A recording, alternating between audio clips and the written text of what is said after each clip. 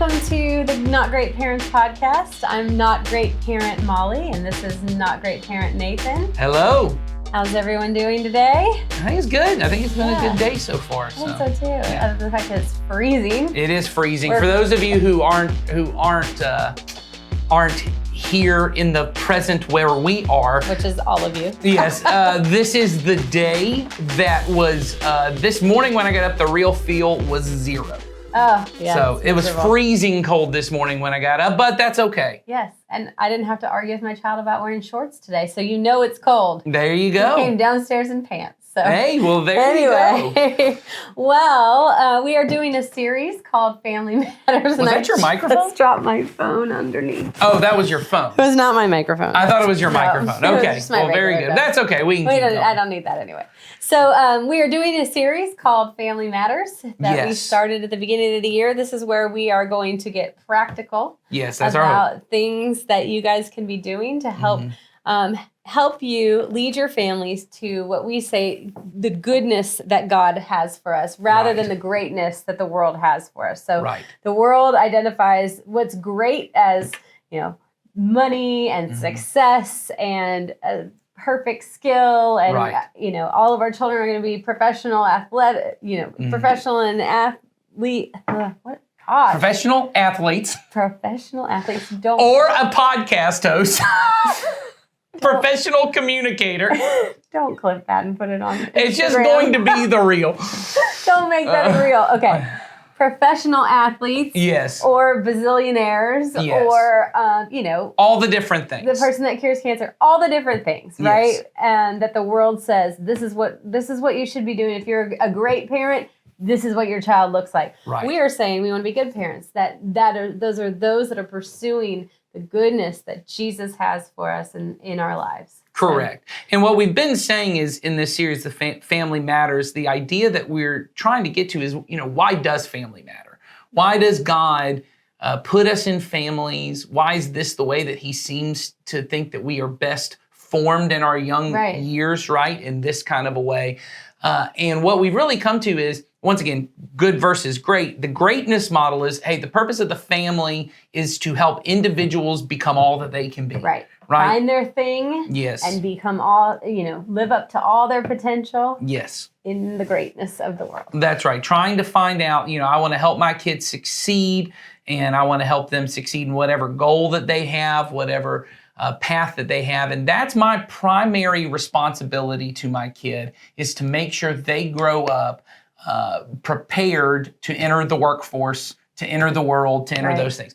And we're saying that primarily the goal of Christian parents, believers, people who are pursuing the goodness of God, right, is we are trying to make our families a model for what life in the church is going to be. Obviously, that includes, as we talked about in a previous episode, getting our kids involved in church. Being at church. But it also means I want to model for them what relationships look like in the church.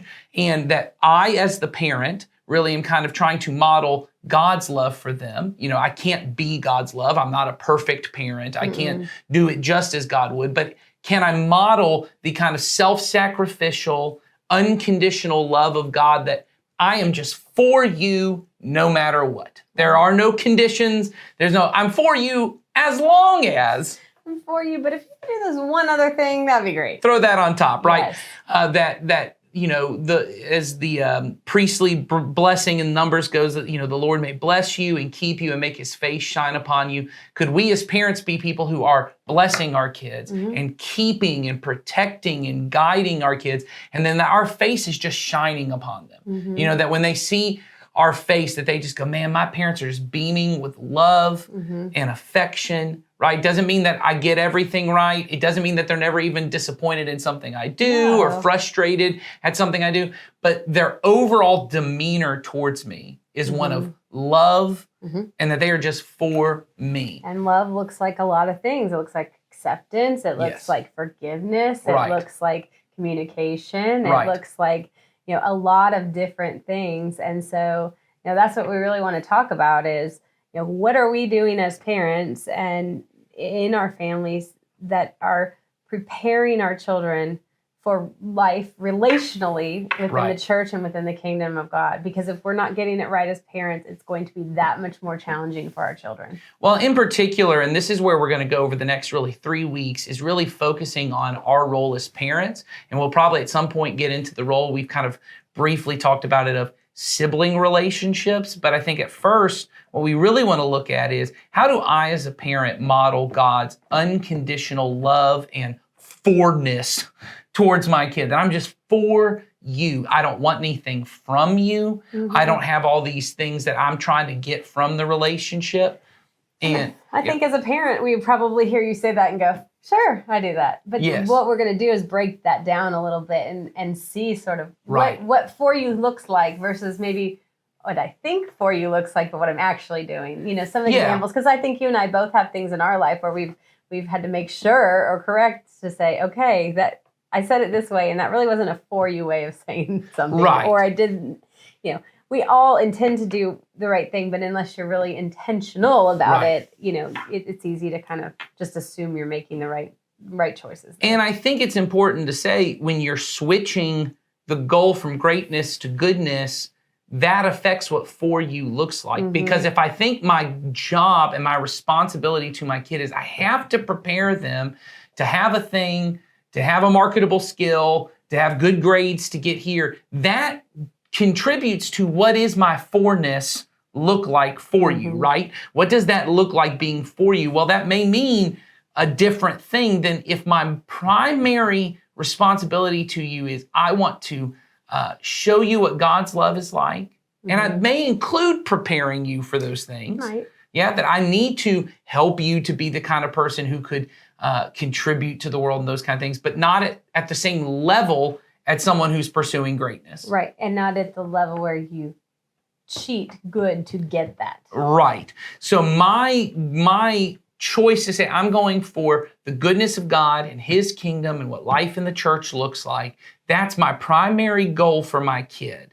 That changes what being for you actually looks like. And so what we're want to talk about in this episode in particular is the idea that I as dad, you as mom, our relationship, our words, our expectations for our kids, our demeanor in the home weighs 1,000 times more than anyone else in the home. Yeah, and our behavior in general, like what we prioritize is what our kids need to see. I mean, if we're not doing, we've talked about this for a year now, but I mean, if I'm not attending church, my kid's gonna see that. You know? So all of that is important to consider when you're talking about this. Because,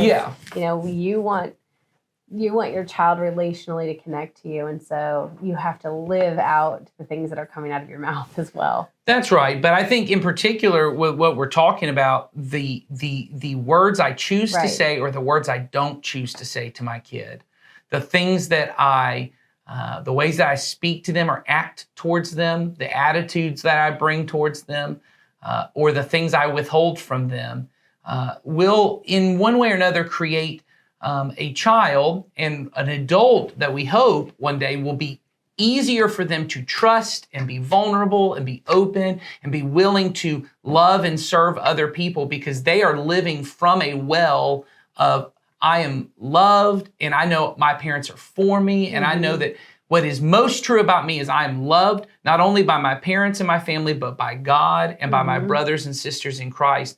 But there is a way in which when I have not really securely attached, when I'm kind of worried at all times, do my parents actually like me? Are my parents disappointed in me? Do my parents wish I would be a little more, do a little more? When I'm constantly living in that place of life, right, it becomes harder to love and serve everyone else because I'm still trying to get my needs met. Right. I'm still trying to get what I need from other people. And if we want to be the kind of people who have kids who thrive in the kingdom of God, which is a kingdom that is centered around the unconditional love of God, we want them to be set up to accept his love because they know what it is to accept our love. And so we actually have talked to a person on our staff, pastor and counselor. He's graduated now. He's working towards his license so at this point. he's even more legitimate than last year when we did this. That's right. And he's moving towards his license at this point, but he has a lot of clinical hours practicing. Yep. And he is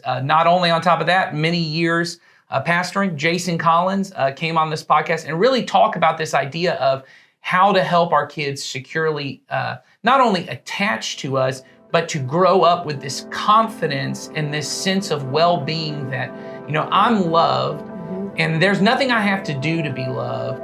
And so because of that, now I can go and love and serve other people. Right. And we're really going to flesh this out over about 3 different episodes. Yeah. So this is just the starter to get us going.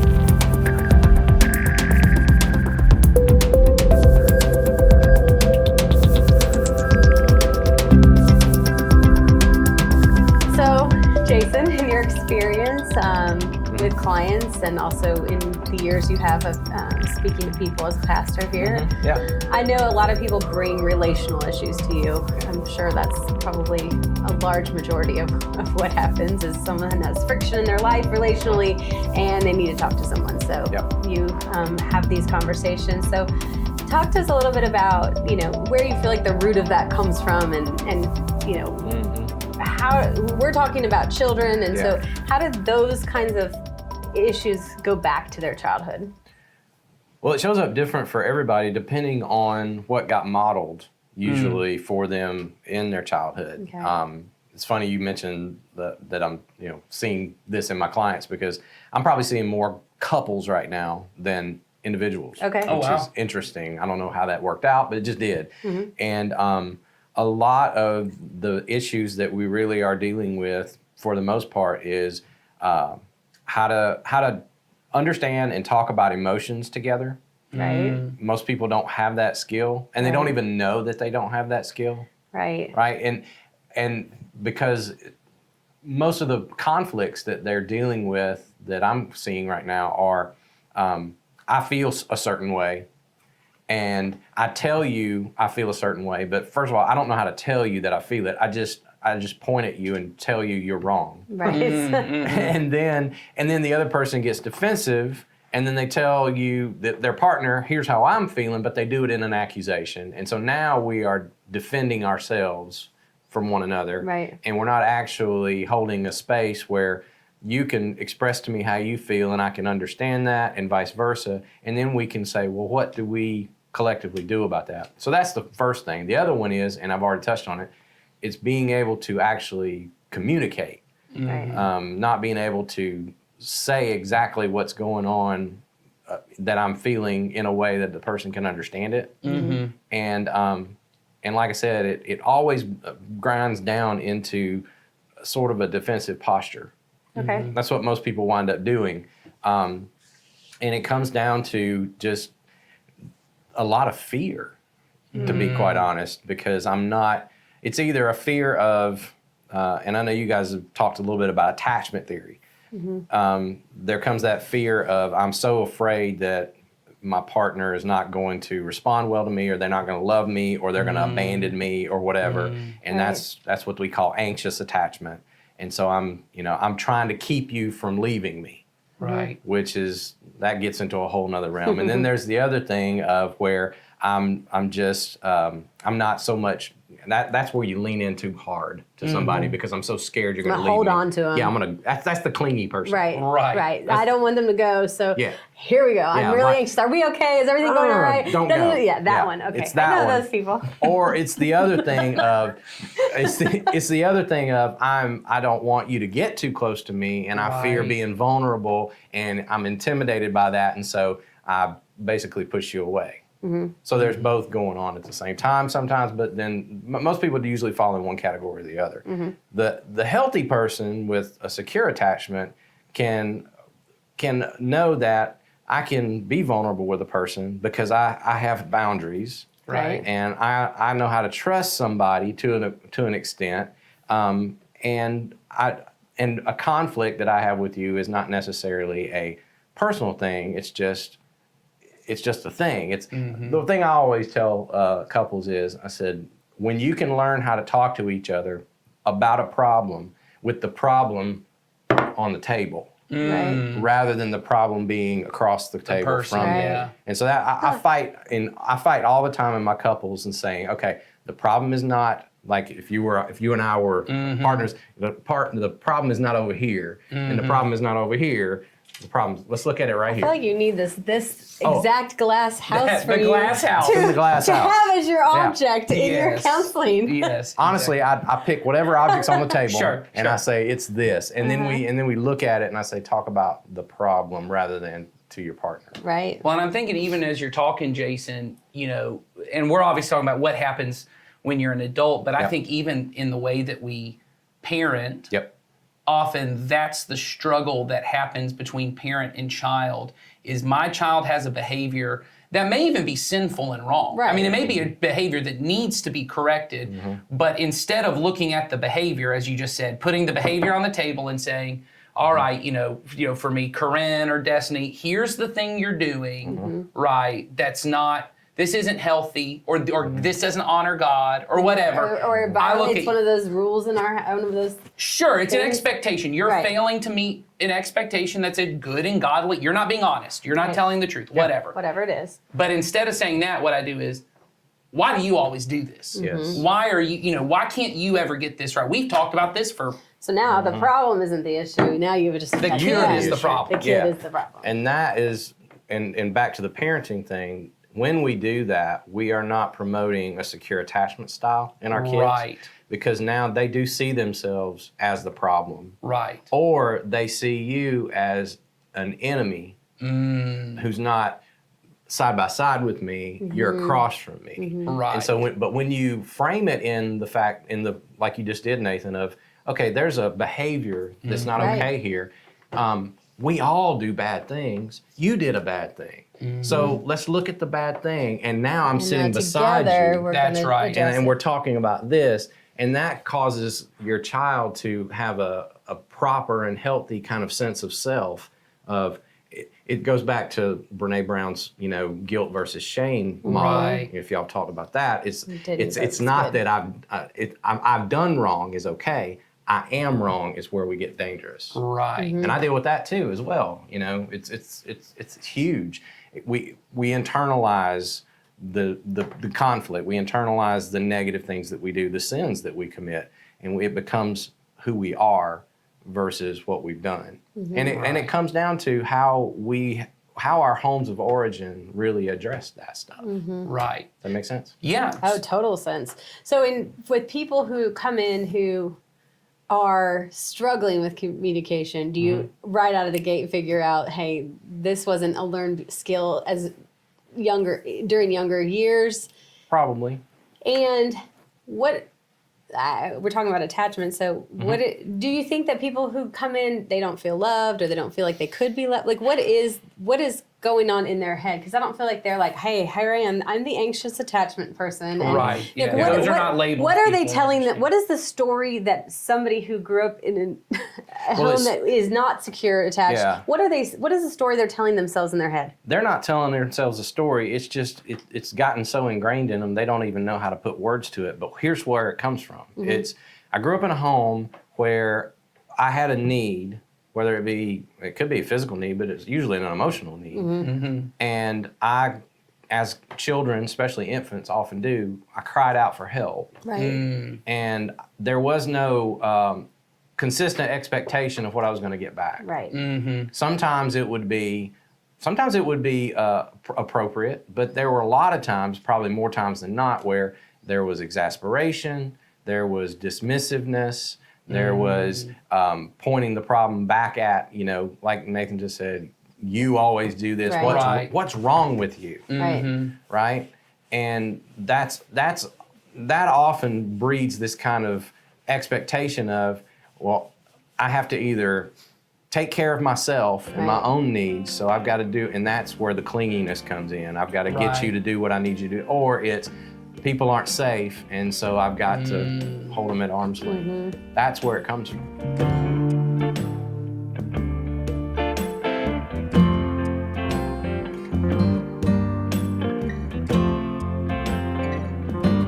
So we as parents have to be very intentional and set up our home so that it is a training ground for that long-term That's right. relational orbit with other people. And you said it good. All this stuff is, if you look at it through the eyes of a biblical sense or a Jesus-centered life, all of this sets us up for how we're to relate to God. That's right. And the kingdom of God that we're called to, that's how it operates. And so these are just, like you said, ways of us modeling to our kids how to be in God's world. Yeah, and that's our hope. I mean, I think when we first started talking about this series, that was kind of the goal, was for parents to start to see that the goal of the family is not the family even itself. That the goal of the family is, at least for believers, is we want to be able to be a model for our kids, like you said, as the parent of God's love, right? But even among their sibling relationships of what the church is supposed to be. That I've got to figure out, because often it's in your sibling relationships where you have the most conflict, you have the most, this kind of stuff, and them figuring out how to do that allows them within a church context. Because I think that's the part I wanted to kind of, as we're kind of ending this up, not just as the counselor, but also as a pastor, and what we're trying to do here as a church, to get people to get to a place where they say, hey, I see these people who could be considered mainly strangers to me, in the sense that I just sit in a chair next to these people, or I just joined a small group or a serving team. They could just be strangers, but they're actually my brothers and sisters. But because I've never learned how to deal with conflict, I've never learned how to really trust another person, or, you talked about asking for help, being appropriately dependent on other people. Yeah, I'm unwilling to be vulnerable and state what the problem is, even. Yes. Sure. Or, to say what's going on. Yeah. So what would be your hope for, I'm thinking about, for parents who are listening, and really for the kids who are growing up, because we as adults are going to have to do our own work on the things we didn't get and we didn't receive.